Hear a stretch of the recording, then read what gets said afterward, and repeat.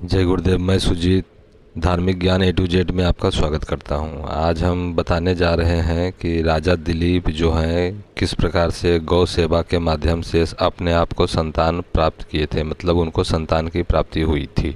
जो लोग मेरे चैनल पर नए हैं वो लोग कृपया सब्सक्राइब कर लें और लाइक शेयर ज़रूर कर दें, ताकि यह वीडियो जो भी मैं लाऊं आपके तक ज्ञान और जानकारी तुरंत पहुंच सके।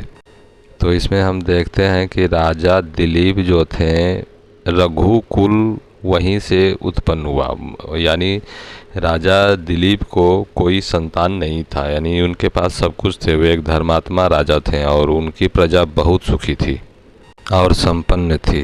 लेकिन बहुत समय बीत जाने के बाद भी जब उन्हें कोई संतान नहीं हुआ तो वे हार कर वशिष्ठ के आश्रम में गए अपने पत्नी सुदक्षिणा के साथ। और वशिष्ठ ने जब राजा को देखा कि ये राजा आए हैं तो उनका अतिथि सत्कार करके उसके बाद उनको आने का कारण पूछा। तब राजा दिलीप कहते हैं कि हे गुरुवर, मेरे पास कोई संतान नहीं है, इसी इच्छा से मैं आपके पास आया हूँ। तो वशिष्ठ देख लेते हैं उनके जीवन में और कहते हैं कि आपसे एक गलती हुई है। जब आप स्वर्ग में देवताओं को युद्ध में सहायता करके आ रहे थे तो रास्ते में एक पेड़ के नीचे, बरगद पेड़ के नीचे कामधेनु विश्राम कर रही थी, जिसे आपने बिन देख कर भी अनजाने में प्रणाम नहीं किया। इस पाप के कारण आपको संतान उत्पन्न नहीं हो रही है। तब राजा दिलीप बहुत दुखी हो जाते हैं और कहते हैं अब तो गलती हो गई, मैं इसे कैसे सुधार सकता हूँ, इसका प्रायश्चित कैसे कर सकता हूँ, जो गुरुदेव मुझे रास्ता बताइए। इस पर वशिष्ठ कहते हैं, उनके गुरु कहते हैं कि ऐसा है कि कामदेव की ही बेटी नंदनी जो गाय है हमारे पास है, आप जाइए इनको लेकर के और इनकी सेवा करिए। तो उसी समय से नंदनी गाय को सेवा के लिए राजा दिलीप अपने यहाँ लेकर चले आए राज्य में। अब उनकी सेवा इस प्रकार से वो कर रहे थे कि जब गाय चलती थी तब वे चलते थे, जब वे बैठती थी तभी ये बैठते थे, जब वो खाती थी तभी ये खाते थे, जब वो जल पीती थी तभी ये जल पीते थे। यानी गाय जो करती थी वही कार्य ये करते थे, ये अपनी इच्छा से कुछ भी नहीं करते थे। अगर गाय भूखी है तो ये भी भूखे ही रह जाते थे। और अच्छा समय बीत गया और एक दिन की बात है, जब वे गाय की सेवा कर रहे थे, चरा रहे थे, तो चराते समय अचानक गाय गायब हो गई।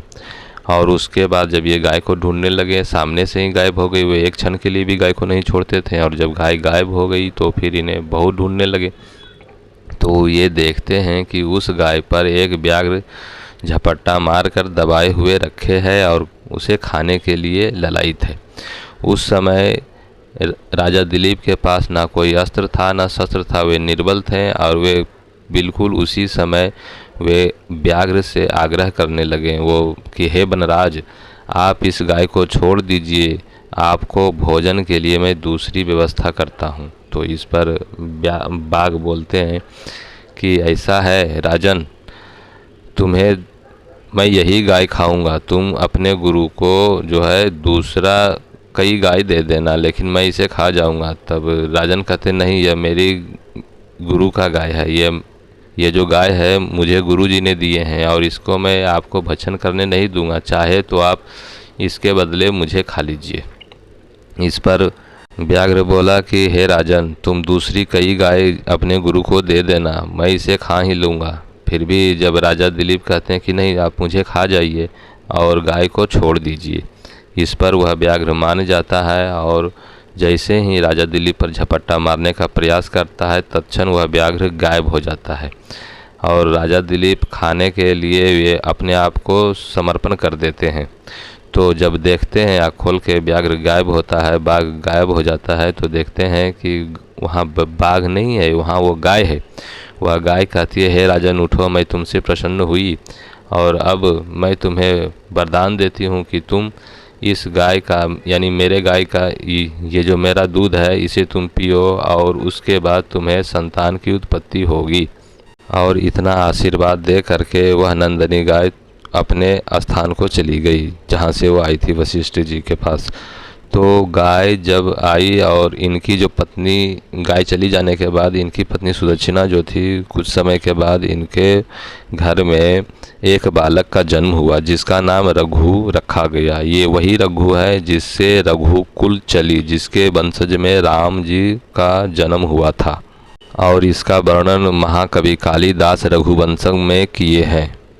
यह कथा कालिदास के लिखे गए रघुवंशम ग्रंथ से ही मिलता है।